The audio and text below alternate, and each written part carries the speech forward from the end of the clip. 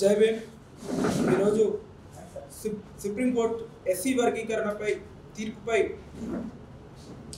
తీర్పిచ్చిన నేపథ్యంలో తెలంగాణ రాష్ట్ర ముఖ్యమంత్రి రేవంత్ రెడ్డి గారు మొట్టమొదట భారతదేశంలో అన్ని రాష్ట్రాల కంటే తెలంగాణలోనే మొట్టమొదట నేనే అమలు చేస్తా, లేకుంటే ఆర్డినెన్స్ అయినా తెస్తా అని ఏదైతే ప్రకటన చేసిందో దాన్ని తీవ్రంగా మేము వ్యతిరేకిస్తున్నాము.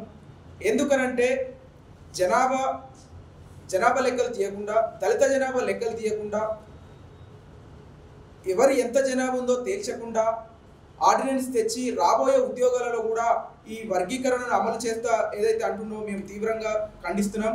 మొట్టమొదటిగా రేవంత్ రెడ్డి గారు చేయవలసిన పని ఏదైతే చేవెళ్ళ డిక్లరేషన్లో దళితులకు 18% రిజర్వేషన్ ఇస్తానో ఫస్ట్ అది దానిపైన ఆర్డినెన్స్ తెచ్చి ఆ తర్వాత దళితులలో మాల జనాభా ఎంత, మాదిగ జనాభా ఎంత, ఎవరు ఎక్కువ లబ్ధి పొందిరు, మాదిగల నుంచి లబ్ధి పొందారా, మాలల నుంచి లబ్ధి పొందారని ఈ లెక్కలు తీయడానికి ఒక విశ్రాంత జడ్జితోని సర్వే చేయించిన తర్వాతనే నువ్వు ఒక ఆర్డినెన్స్ తీసుకొస్తావా, ఇంకేం తీసుకొస్తావా, తర్వాతనే తీసుకురావాలని మేము డిమాండ్ చేస్తున్నాము.